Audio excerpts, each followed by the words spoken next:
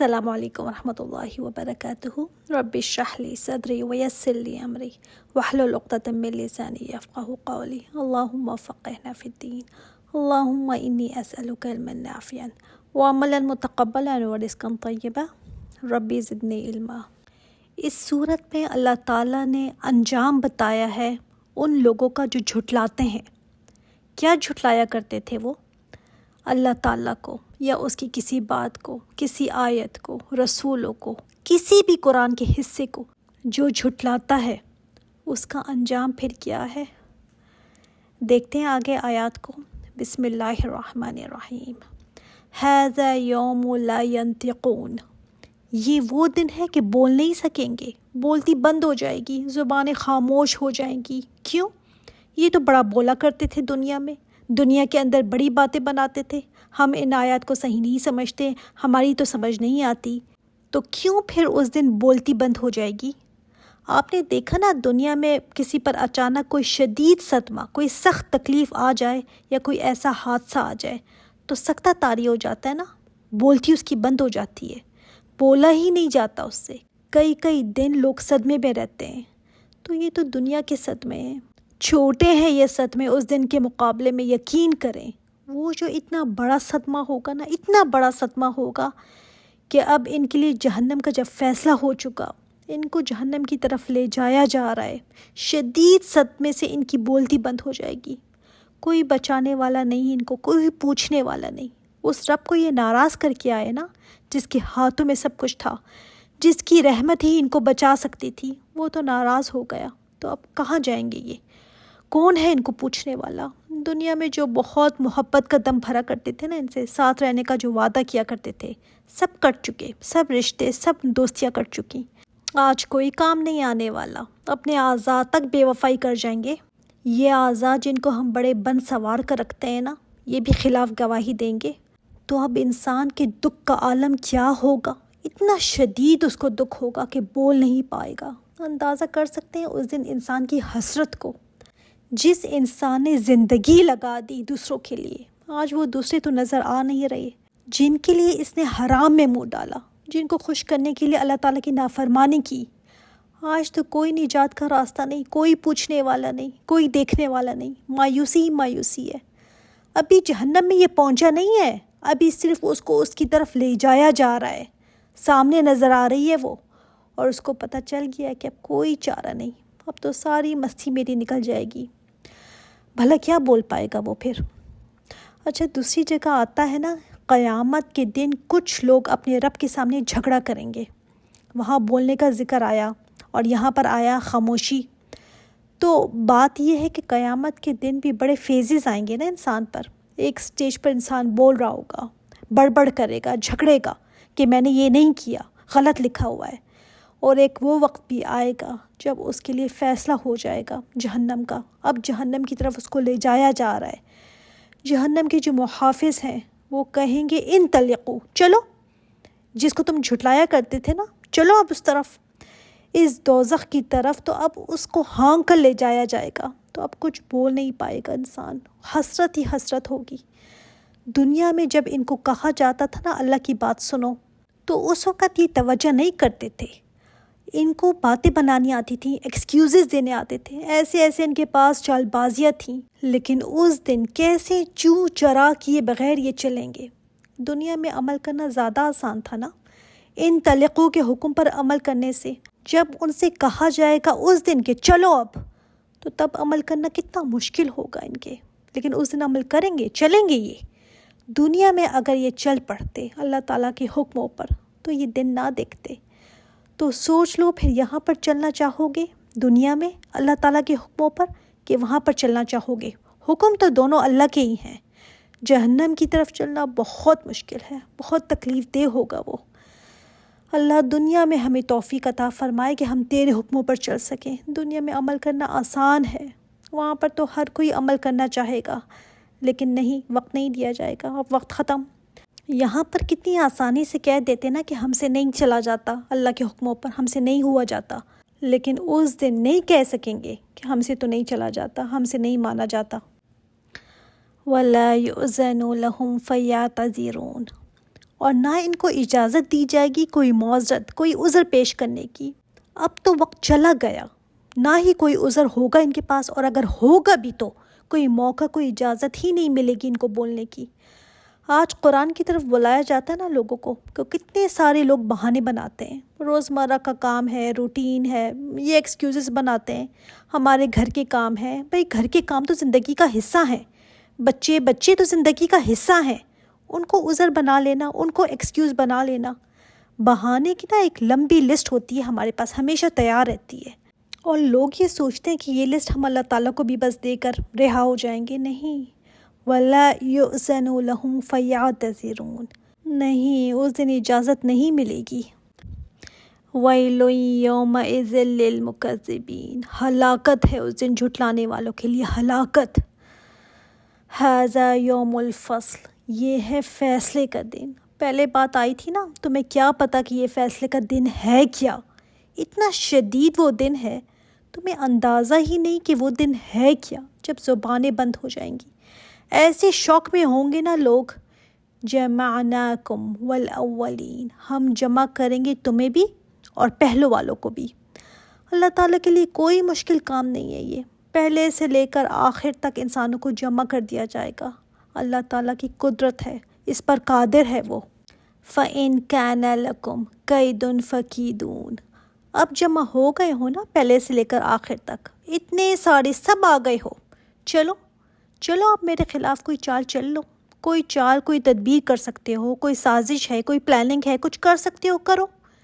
دنیا میں تو بڑے بڑھ کر کتاب کے خلاف، ان پر چلنے والوں کے خلاف، رسولوں کے خلاف چالیں چلا کرتے تھے نا، اتنی زبانیں تمہاری چلتی تھیں۔ چلو اب سارے اکٹھے ہو گئے ہو، چلو چلا لو کوئی چال۔ جمعناکم والاولین، ہم نے تمہیں بھی اکٹھا کر دیا اور تم سے پہلے والوں کو بھی۔ فرعون بھی ہے، نمرود بھی ہے، بڑے بڑے سرکش ابو جہل، ابو لہب سب ہیں، چلو سارے مل جاؤ، سارے اکٹھے ہو جاؤ، چلو اب کوئی چال۔ لیکن نہیں، آج تو زبانیں تک نہیں چل رہی، چالیں کیا ان کو سوچیں گی۔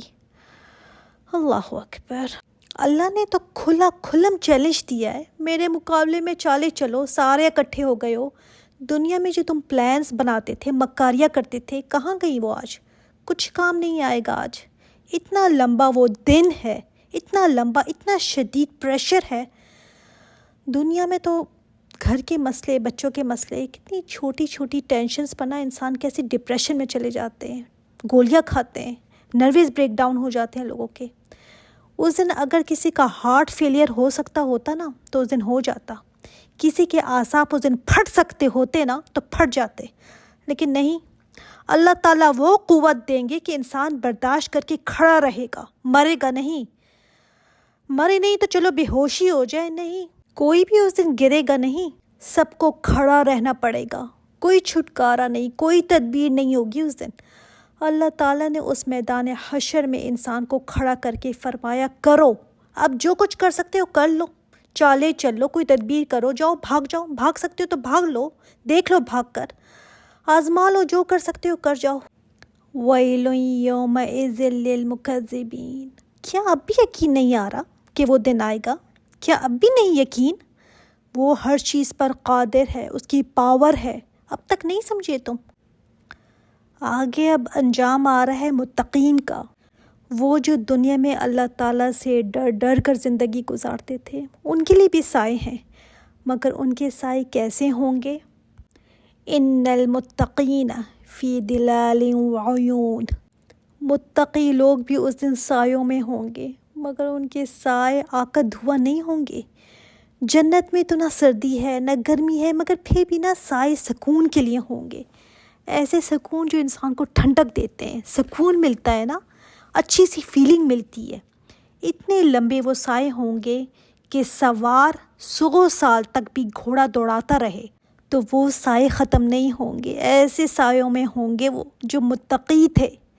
کون ہوتا ہے متقی؟ کس کو یہ ملے گا؟ تقویٰ کیا چیز ہوتی ہے؟ آخرت میں جا کر تو سارے ہی ڈریں گے۔ متقی وہ ہے جو یہاں دنیا میں ڈرتا رہا، وہ پرہیز کرتا تھا گناہوں سے، اس لیے اس کو پرہیزگار کہا جاتا ہے۔ یہ جو سائے ان کو ملیں گے نا، لمبے لمبے سائے، یہ تقویٰ کا پھل ہے۔ یہ وہ لوگ تھے جو ہر معاملے میں تقویٰ اختیار کرتے تھے، یہ نہیں کہ عام دنوں میں تو متقی بن گئے مگر جہاں خوشی کا موقع آیا وہاں تقوی اتار کر رکھ دیا، موقع ختم ہوا تو پھر تقوی کے لباس پہن لیا، نہیں، یا آنکھ کا تقوی کر لیا کان کا نہیں کیا، کان کا کر لیا تو زبان کا نہیں کیا۔ یہ مکمل متقی تھے۔ ویسے تقوی ہوتا کیا ہے؟ اپنے آپ کو ہر اس چیز سے بچانا جس سے انسان گناہگار ہو جائے، بس یہ تقوی ہے۔ تقوی آنکھوں کا بھی ہوتا ہے، کانوں کا بھی ہوتا ہے، زبان کا بھی ہوتا ہے، دل کا بھی ہوتا ہے۔ آنکھوں کا تقوی کیا ہے کہ آنکھوں کو ہر اس چیز سے بچانا جس سے آنکھیں گناہگار ہوتی ہوں۔ زبان کا تقوی کیا ہے کہ زبان کو ہر اس بات سے بچانا جس سے زبان گناہگار ہو جائے۔ اسی طرح کان کو ایسی چیزوں سے بچانا کہ کان گناہگار نہ ہو جائے۔ تو یہ متقی تھے، ان کے لیے ٹھنڈی چھاؤ ہے، بہتے چشمے ہیں۔ سنتے ہی نا دل کو جیسے سکون سا آ گیا نا۔ کہاں گرم سائے کی بات آئی تھی، کہاں یہ ٹھنڈے سائے میں، بہتے چشموں میں، ٹھنڈی چھاؤں میں ہوں گے۔ اللہ تعالی ہمیں ان میں شامل فرمائے، آمین۔ یہ دنیا میں نافرمانی کرنے سے بچتے تھے، ایک ایک باڈی پارٹ کو نافرمانی سے بچاتے تھے، ایک ایک باڈی پارٹ کو۔ ان کے لیے ہیں ایسی خوشخبریاں۔ وَفَوَاكِهَ مِمَّا يَشْتَهُونَ، ان کے لیے لذیذ پھل ہوں گے، ان میں سے جو وہ چاہیں گے، ان کی خواہشات کے مطابق، عین مطابق، جیسے ان کی چاہ ہوگی، جیسے ان کی بھوک ہوگی، جیسا وہ چاہیں گے ویسے ہی ان کو پھل دیے جائیں گے۔ کلو وشربو، کہا جائے گا کھاؤ، کھاؤ پیو، ہنی مزے سے، بما کنتم تعملون، جو تم عمل کیا کرتے تھے نا اس وجہ سے تمہیں یہ مل رہا ہے۔ کھاؤ پیو عیش کرو، جو نیک اعمال تم کرتے تھے نا اس وجہ سے تمہیں یہ ملا ہے، کھاؤ پیو مزے سے۔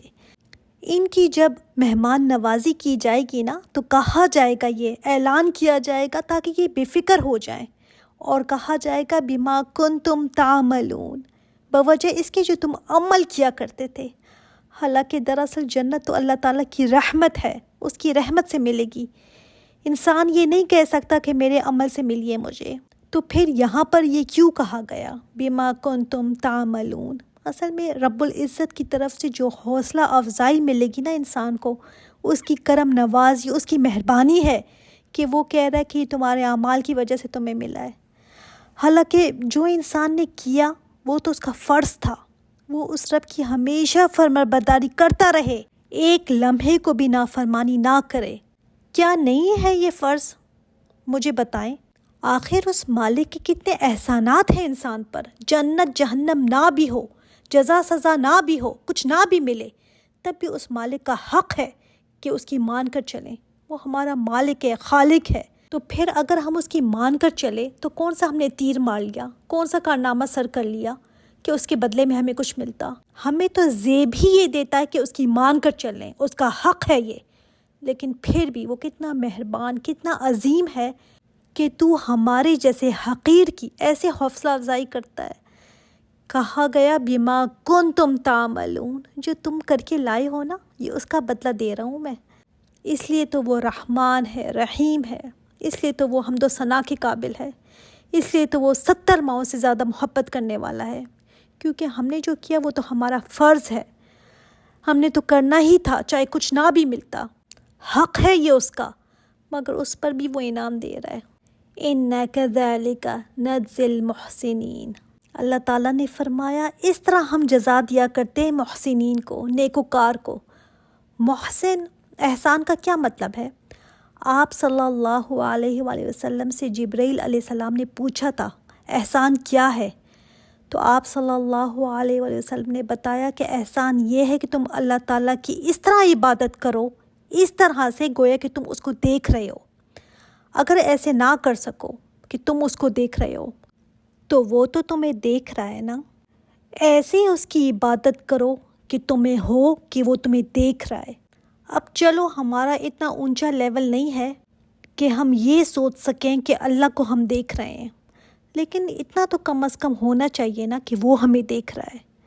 اب آپ کو کوئی دیکھ رہا ہو، کوئی انسان ہی چاہے آپ کو غور سے دیکھ رہا ہو کہ آپ کیا کر رہی ہیں، تو آپ کا عمل کیسے بدلتا ہے نا کہ ہائے ہائے وہ مجھے دیکھ رہی ہے۔ تو چاہے کوئی ٹیچر ہو، کوئی باس ہے کسی کا، تو آپ مجھے بتائیں کہ اس امپلائی کی کارکردگی میں کتنا فرق آ جاتا ہے نا۔ ایک وقت میں اگر باس نہیں دیکھ رہا ہوتا تو کام کرنے میں فرق آتا ہے، خواہ آتا ہے۔ جب آپ کا باس یا کوئی دیکھ رہا ہو تو کام کرنے میں بیوٹی آ جاتی ہے، انسان اچھے طریقے سے کرتا ہے کہ کوئی دیکھ رہا ہے مجھے۔ جب انسان یہ سوچ کر کام کرتا ہے نا کہ میرا مالک مجھے دیکھ رہا ہے، تو اب مالک کے دیکھنے کی وجہ سے اس کے عمل کی کوالٹی میں فرق جو آ جاتا ہے نا، وہ محسن یہی ہے کہ احسان کے لیول پر انسان کام کرے، اس کے کام میں ایسی بیوٹی ہو، گویا کہ اس کو ہو کہ اللہ تعالیٰ واچ کر رہے ہیں، اس کو ہو کہ اللہ تعالیٰ مجھے دیکھ رہے ہیں۔ اس لیول پر انسان کام کرے، ایکسیلنس کے لیول پر اللہ تعالیٰ کی ایسی عبادت کرے، ایسی نیکی کرے، گویا کہ اللہ تعالیٰ اس کو دیکھ رہے ہیں۔ پھر اس عبادت یا اس نیکی کی بات ہی کیا ہوگی؟ یہ ہے جزا محسنین کے لیے جو ایکسیلنس کے لیول پر کام کرتے ہیں، خوبصورت طریقے سے، اچھے طریقے سے۔ کام کرنے کی بھی گریڈز ہیں نا، ایک سر سے اتارنے والا کام ہوتا ہے، دوسرا بس واجبی سا درمیانہ سا کام بس کر لیا، ایک ہوتا ہے جو انسان بڑے شوق سے دل لگا کر کرے، A+ کی نیکی کرے، اس کی کوالٹی بہترین ہو، وہ ہیں محسنین، ان کے لیے پھر یہ جزا ہے۔ وَيْلٌ يَوْمَئِذٍ لِّلْمُكَذِّبِينَ، اللہ تعالیٰ نے فرمایا دوسری طرف مکذبین کے لیے ویل ہے۔ نیک لوگوں کے لیے تو مہمان نوازی وہ تھی، لیکن مکذبین کے لیے مہمان نوازی ویل کی ہے۔ کُلُوا وَتَمَتَّعُوا، جھٹلانے والے کو بھی کہا گیا ہے کھاؤ پیو، اٹھا لو فائدہ دنیا کے۔ جنتیوں کو جیسے کہا گیا نا کُلُوا وَاشْرَبُوا ہَنِیئًا، یہ تو جنت میں ان کو کہا جائے گا نا، ان کو بھی کہا گیا ہے اٹھا لو فائدہ دنیا کے تم، مگر قلیلاً، تھوڑا سا، انکم مجرمون، بے شک تم تو مجرم ہو۔ دنیا کی جتنی مہلت، جتنی زندگی تمہیں ملی ہوئی ہے نا، کھا پی لو، مزے کر لو اس کے بعد تمہارا انجام مجرموں والا ہے۔ آپ دیکھیں نا، کھاتا پیتا تو متقی بھی ہے دنیا میں، اور مکذبین بھی کھاتا پیتا ہے دنیا میں، تو فرق کیا ہے؟ مکذبین سمجھتے ہیں کہ اس دنیا میں کھانا پینا نا، مزے کرنا، بس یہی مقصد ہے۔ متقی بھی کھا پی رہا ہے، مگر کھانے پینے کو زندگی کا مقصد نہیں بناتا۔ اس کے لیے ایک تو ہوتا ہے نا لیو ٹو ایٹ، اور دوسرا ہوتا ہے ایٹ ٹو لیو۔ تو متقی تو ایٹ ٹو لیو کرتا ہے، لیو ٹو ایٹ نہیں کر رہا ہوتا۔ جیتا وہ اس لیے نہیں کہ بس کھانا پینا ہے، مزے کرنا ہے، اس کے لیے یہ دنیا دارالعمل ہے، وہ یہاں پر مقصد کو بھول کر نہیں رہتا۔ اور مکذبین کی زندگی تو بس کھاؤ پیو جی عیش کر لو، بعد میں کس نے دیکھا ہے، عیش کی زندگی گزارتے ہیں، فکر ہی نہیں ہے، منمانی زندگی۔ تو اللہ تعالیٰ نے فرمایا کہ کر لو، تھوڑے دن کا عیش ہے یہ، یہاں کا تو جینا تھوڑا ہی ہے۔ اس دنیا میں تو بہت بھی کسی کو مل جائے نا، بہت بھی، وہ بھی قلیل ہی ہے، اس لیے کہ زندگی ہی یہاں کی قلیل ہے۔ کسی کو 100 سال کی زندگی بھی مل جائے نا، 100 سال کی، اور اس میں اس کو بہت سا مال، پیسہ، شہرت، عزت سب مل جائے، جو کہ ناممکن ہے، مگر چلو پھر بھی کسی کو اگر مل جائے، کبھی اس نے کوئی غم نہیں دیکھا، مگر پھر بھی یہ قلیل ہے۔ حدیث میں ہے کہ ایک انسان جس کو دنیا میں دولت، عیش، بہت کچھ ملا، اس کو کبھی کوئی کانٹا تک نہیں چبھا، اتنا وہ خوشحال تھا دنیا میں، اس کو جہنم کا ایک چکر لگوایا جائے گا، صرف ایک چکر، اور اس کو بلا کر پوچھا جائے گا کیا حال ہے تمہارا؟ وہ کہے گا اللہ، میں نے تو کبھی کوئی خوشی دیکھی ہی نہیں، کبھی کوئی آرام سکون نہیں دیکھا۔ اتنا قلیل ہے یہاں کا آرام کہ اس کو یاد ہی نہیں رہے گا۔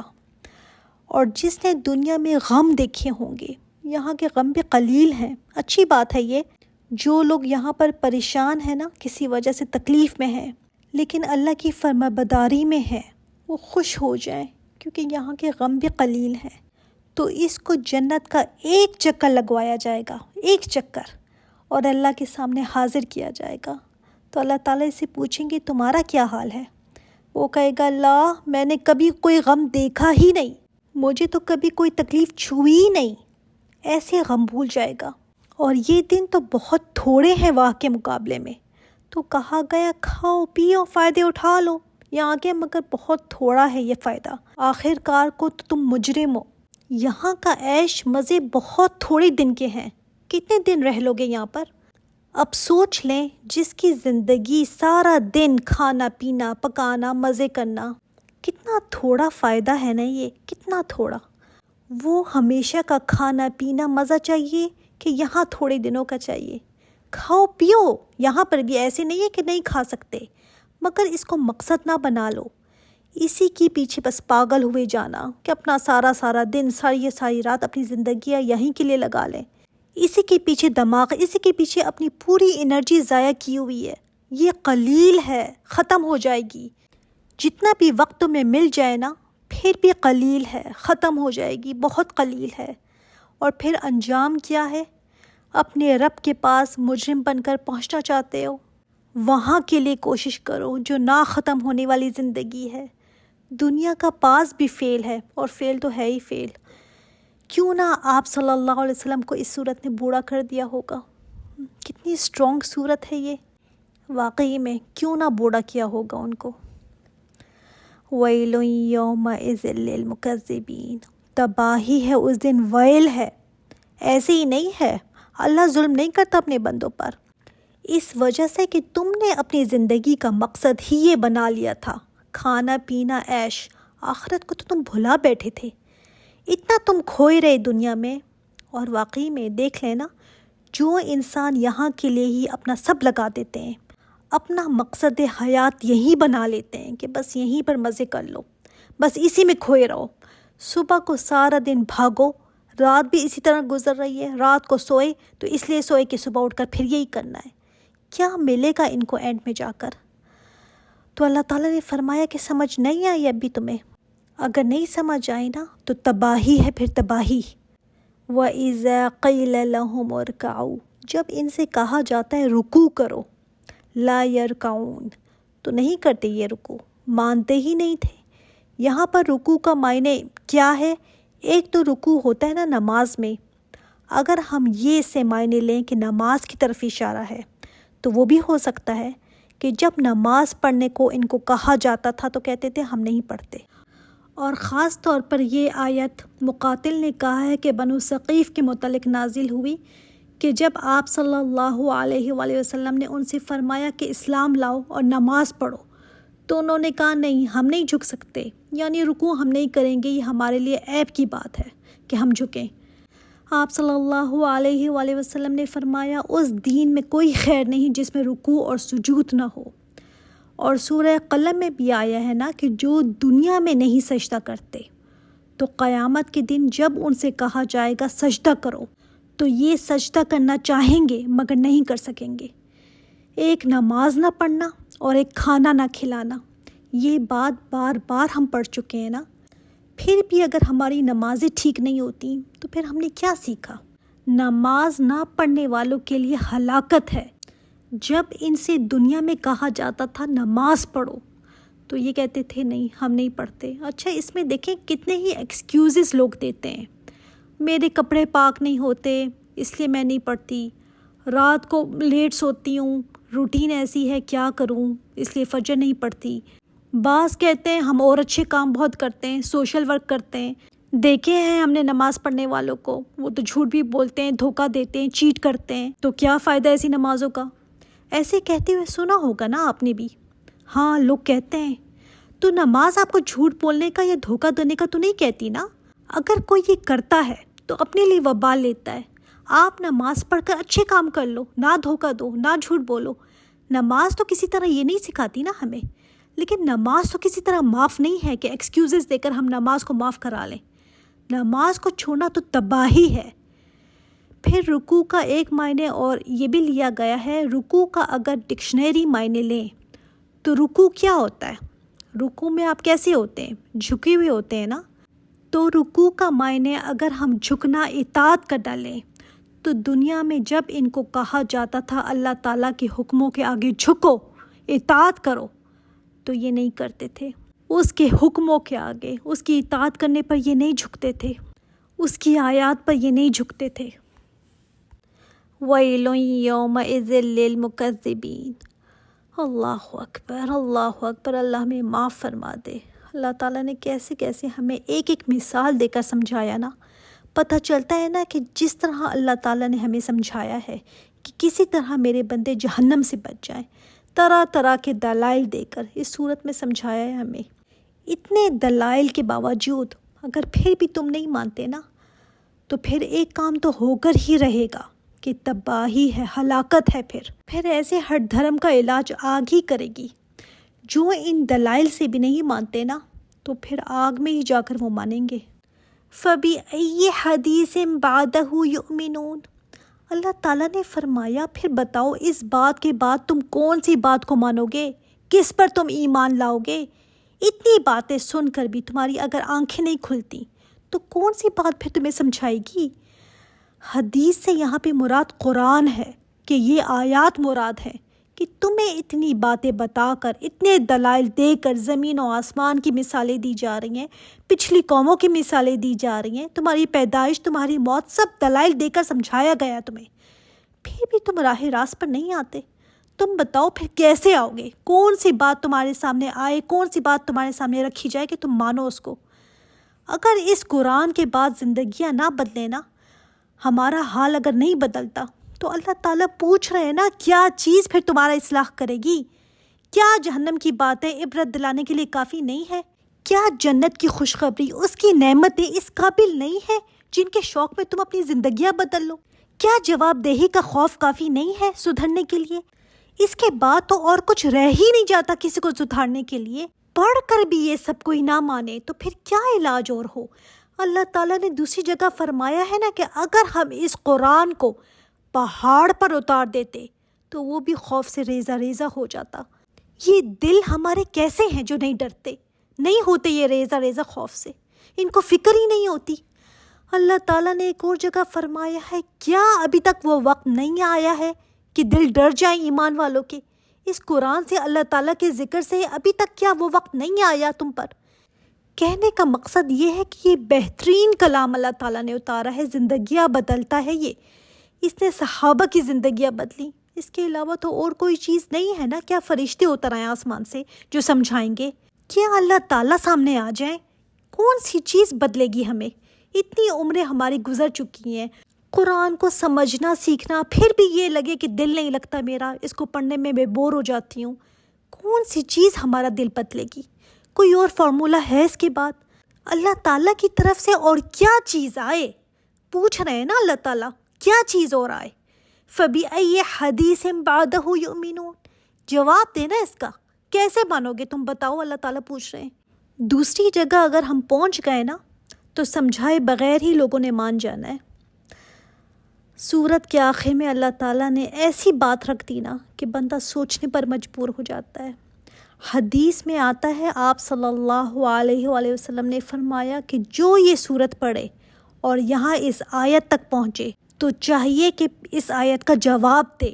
اور جواب کیا ہے؟ آمنا باللہ۔ سوال کیا جا رہا ہے نا کہ کس بات پر پھر تم ایمان لاؤ گے؟ تو ہم جواب دیتے ہیں، ہم ایمان لائے اللہ پر، ہم ایمان لے آئے۔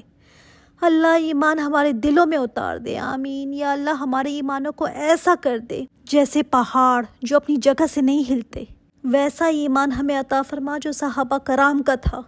ایمان کی حلاوت ہمیں نصیب فرما، ہمیں متقیوں میں شامل فرما۔ ویل کی وادی سے یا اللہ ہمیں بچا لینا، آمین یا رب العالمین۔ سبحانک اللہم و بحمدک، اشہد ان لا الہ الا انت، استغفرک و اتوب الیک۔ السلام علیکم ورحمۃ اللہ وبرکاتہ۔